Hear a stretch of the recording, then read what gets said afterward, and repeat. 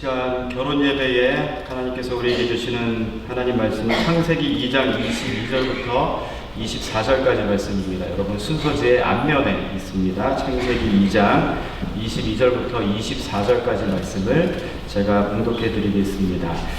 여호와 하나님이 아담에게서 취하신 그 갈빗대로 여자를 만드시고 그를 아담에게로 이끌어 오시니 아담이 이르되 이는 내 뼈 중에 뼈요 살 중에 살이라 이것을 남자에게서 취하였은즉 여자라 부르리라 하니라. 이러므로 남자가 부모를 떠나 그의 아내와 합하여 둘이 한 몸을 이룰지로다. 아멘.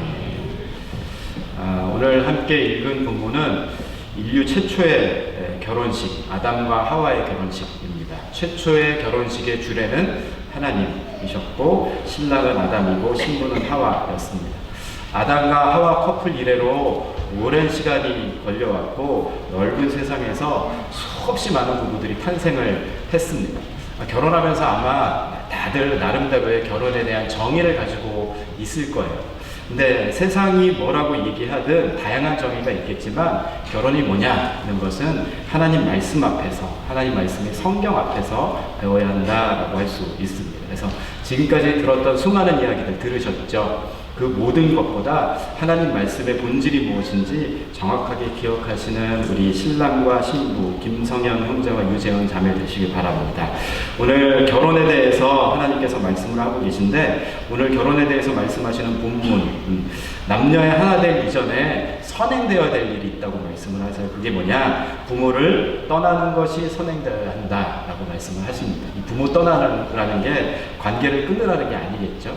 처음에 우리가 걸음마를 뗄 때 처음에는 이제 부모님이 손잡아 주다가 익숙해지면 손을 놓고 스스로 걸어가게 되는 것처럼 인생의 길을 걸어갈 때 지금까지 부모님이 손잡아 주시는 것처럼 의존하고 의지해서 걸어왔는데 이제부터는 의존하고 의지하는 것이 아니라 내가 장성한 인격체가 돼서 성숙한 인격체가 돼서 성숙한 어른이 되어서 걸어가야 한다라는 뜻입니다.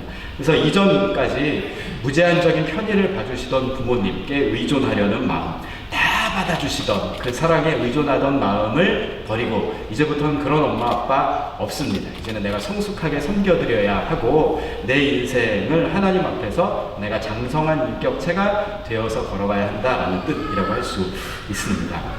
근데 어떤 사람들은 의존하는 태도는 그대로인데 대상만 바뀌어요. 어떤 경우에 남편은 아내에게 엄마를 기대합니다. 어머니가 해주셨던 것처럼 모든 편의를 다 봐주고 다 이해해주는 어머니를 기대하는 경우가 있습니다.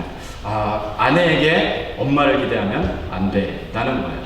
음식을 해줄 때도 40년 내공의 주부의 음식을 기대하면 안 됩니다. 앞으로 재은 자매가 해주는 밥은 생각보다 굉장히 독창적이고 난해한 맛을 낼 가능성이 높습니다. 그때 어른은 어떻게 합니까? 수고했다. 이런 독창적인 음식을 만드느라고 너무 애 많이 썼다라고 이제 격려하고 이해를 해준다는 것이죠.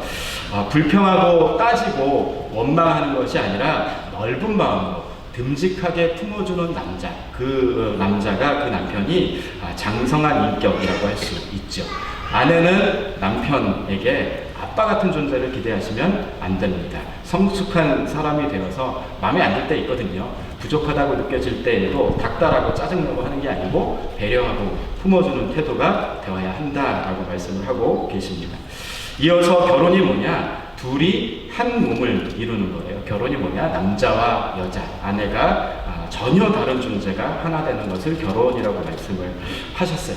전혀 다른 존재가 하나 되는 건 있을 수 없는 기적과 같은 일입니다. 그래서 쉬운 일이 아니에요. 결혼들 많이 하죠. 그래서 남들 다 하는 결혼인데 뭐 나도 할 수 있지 뭐 라고 생각하기 쉬운데 남들 다 한다고 하더라도 둘이 하나가 되는 결혼이 쉬운 일이 아닙니다. 우리 예전에 그런 노래 많이 불렀죠. 우리의 소원은 통일. 70년 동안 불렀는데 통일 안 되고 있습니다. 이 남북 통일이 감상만으로 안 되는 거예요. 노래만으로 안 됩니다. 역시 마찬가지로 제가 볼 때는 남북 통일보다 더 어려운 게 남녀 통일이거든요. 결코 쉽지 않습니다. 결혼이 결코 쉽지 않습니다. 그래서 문정인이라는 여자 시인이 남편이라는 시를 썼더라고요. 남편에 대해서 시인이 이렇게 표현을 합니다. 세상에서 가장 가깝고도 제일 먼 남자, 가깝고도 제일 먼 남자가 남편이래요. 이 무슨 원수인가 싶을 때도 있지만 원수같이 느껴질 때도 있대요. 그러고 보니 밥을 나와 함께 가장 많이 먹은 남자, 전쟁을 가장 많이 가르쳐준 남자, 이렇게 얘기를 하더라고요. 남편을 통해서 전쟁을 많이 배웠다 얘기를 합니다. 결혼의 선배들이 배우자를 통해서 전쟁을 배우기도 했답니다. 왜 이런 일이 벌어지느냐? 수많은 부부들이 연애할 때는 이렇게 잘 맞는 사람이 세상에 있을 줄 몰랐어요 하면서 너무 잘 맞는데요. 두 분 연애하실 때 잘 맞았어요? 네. 그러다가 착각이죠. 그러다가 이제 결혼을 하고 나면 깜짝 놀라는 게 뭐냐면 인간이 예측할 수 있는 범위를 뛰어넘는 게 너무 다른 거예요. 나랑 너무 다르다라는 사실을 실감하고 나서 충격에 빠집니다. 그리고 나서 뭘 시작을 하냐면 내 틀에 끼워 맞추기 위한 주도권 싸움을 시작을 하죠. 어느 한쪽도 양보하지 않으려는 주도권 싸움을 하다가 결국은 남편을 통해서, 아내를 통해서 전쟁을 배우게 되는 것입니다.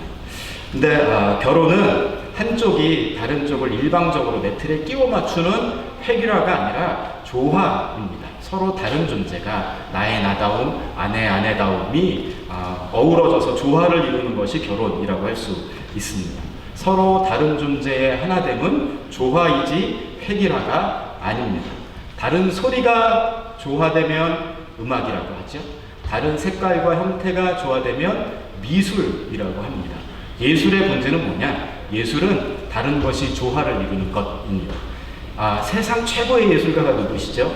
하나님이세요. 세상 최고의 예술가 하나님이 사람을 다른 존재로 만드셨어요. 그리고 조화를 이루는 결혼 제도를 하나님이 직접 창시하셨다라고 말씀을 하고 계십니다. 그래서 다른 게 너무 당연합니다. 결혼하면서 앞으로 지금까지의 기대와는 다르게 상대방이 나와 너무 다르다 그랬을 때는 창조주 하나님의 디자인이구나 라고 생각하고 마음을 넓히시기 바랍니다. 그래서 백범 김구 선생님이 이렇게 얘기했대요.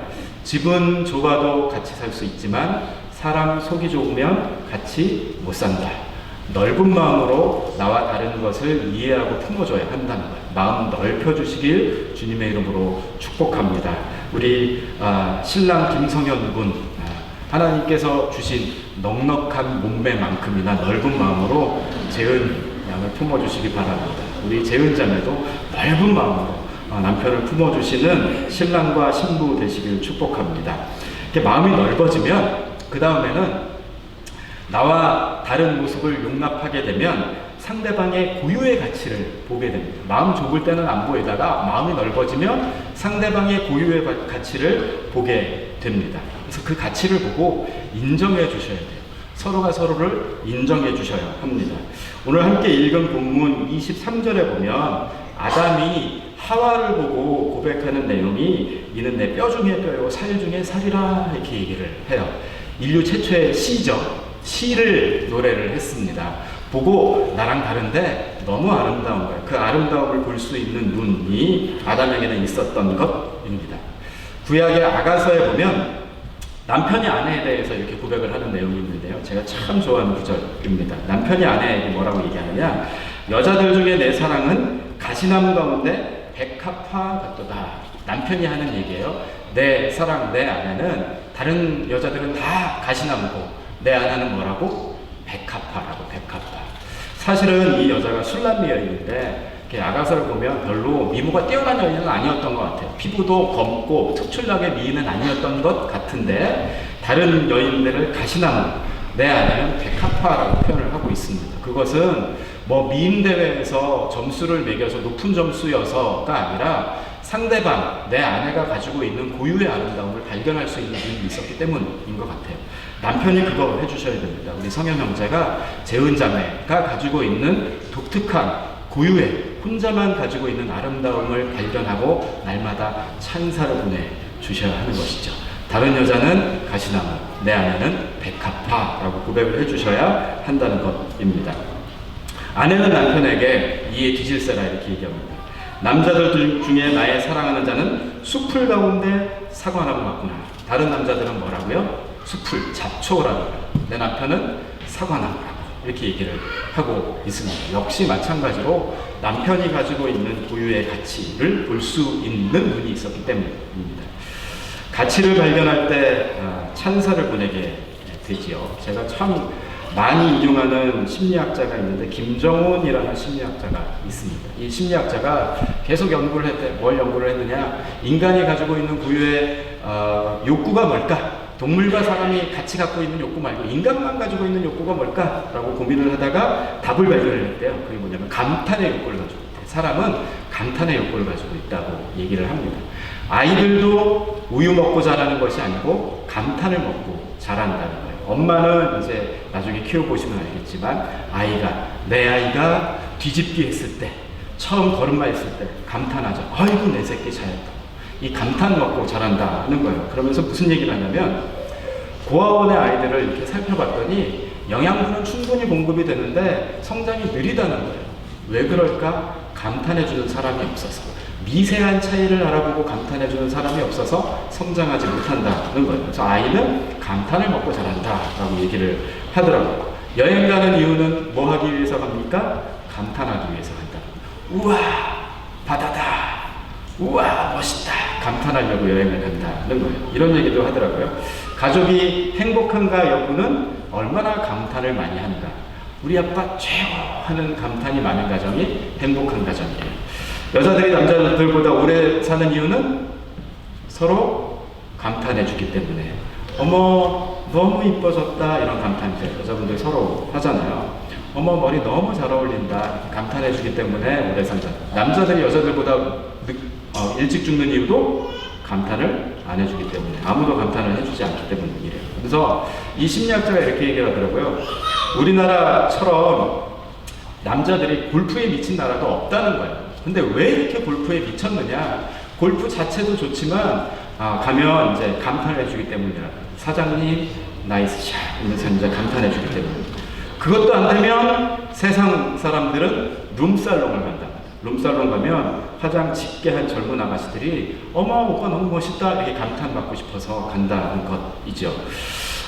상대방에 대해서 귀히 여기는 마음이 있어야 감탄할 수 있거든요. 다 감탄받고 싶습니다. 내 가치를 알아봐 줬으면 좋겠는 거예요. 그런데 상대방에 대해서 귀히 여기는 마음이 있어야 감탄할 수 있는데, 감탄받고 싶어 한다는 얘기는 내 가치를 알아봐 달라라는 뜻이라고 할 수 있습니다. 서로가 서로의 가치를 알아봐 주시고 가치를 발견하고 감탄해 주시는 남편과 아내 되시기 바랍니다.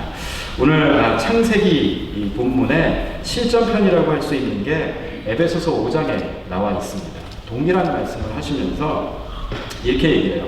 에베소서 5장에 남편에게 아내를 사랑하라고 말씀을 하십니다. 우리 재은자매는 연애하면서 지켜보니까 사랑스럽던가요? 네. 사랑스럽기만 하던가요? 망설였습니다. 제가 알기로 세상의 모든 여자들은 마음속에 사랑스러운 마음 깊은 곳에 마귀알몸을 숨겨두고 있는데, 한계 상황이 되면 그 마귀알몸이 튀어나오더라고요. 우리 재은자매의 마귀알몸을 본 적이 있습니까? 네. 네, 이렇게 벌써 봤으면 안 되는데 마귀알 정상입니다. 성경 어디에서도 아내가 사랑스러울 때만 사랑하라고 하신 적이 없더라고요. 아내이기 때문에 사랑하라고 말씀을 하세요. 마귀알몸도 사랑할 준비가 되셨습니까? 네. 네.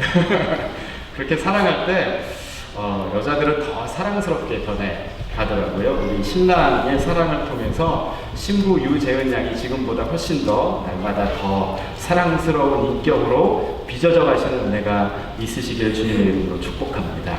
아내는 남편을 존경하라라고 말씀을 하고 계세요.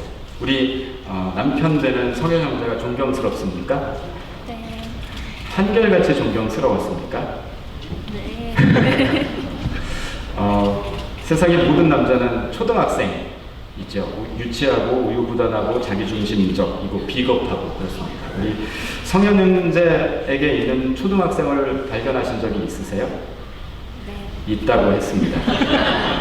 이제 결혼이 어려운 게 그거예요. 마귀알몸과 초등학생의 만남입니다. 근데 성경의 어느 곳에서도 남편이 존경스러울 때만 존경하라고 한 적이 없습니다. 남편이니까 존경을 하면 앞으로 더 존경스러운 인격으로 빚어져 갈 수 있다는 것이죠. 그래서 남편은 아내를 사랑하고 아내는 남편을 존경하는 가운데 두 사람이 더 존경스러워지고 사랑스러워지는 그런 결혼 생활 되시기 바랍니다. 제가 참 좋아하는 문구 중에 여럿이 함께 가면 험한 길도 즐겁다. 이런 문구가 있습니다. 여럿이 함께 가면 험한 길도 즐겁다. 험한 세상을 걸어가게 됩니다. 험한 세상을 걸어갈 때에 가장 중요하게는 하나님이 함께 계시고 남편과 아내가 함께 삶을 걸어가면서 험한 인생길이지만 하나됨을 이루어가는 하나됨의 즐거움을 누리게 되시는 가정 되시길 주님의 이름으로 축복합니다.